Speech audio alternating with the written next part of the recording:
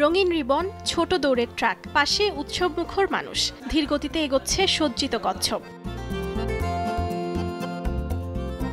ভেনেজুয়েলার San Francisco দে আসিস শহরে চলছে ব্যতিক্রমী দৌড় প্রতিযোগিতা, যেখানে অংশ নিচ্ছে কচ্ছপ। প্রাণীদের পৃষ্ঠপোষক সেন্ট ফ্রান্সিসকে সম্মান জানাতে প্রতি বছর এই অদ্ভুত কিন্তু প্রিয় উৎসবের আয়োজন করে স্থানীয়রা। বাসিন্দারা রঙিন রঙে কচ্ছপের খোলস সাজিয়ে তোলে, তারপর শুরু হয় প্রতিযোগিতা। দর্শকরা হাতে লেটুস নিয়ে উল্লাসে কচ্ছপদের উৎসাহ দেয় গন্তব্যে পৌঁছাতে। এটা শুধু প্রতিযোগিতা নয়, আমাদের ঐতিহ্য। সবাই মিলে আনন্দ ভাগাভাগি করার মুহূর্ত। এই খেলা আমাদের খুব আনন্দ দেয়। এদিন আমরা খুব মজা করি।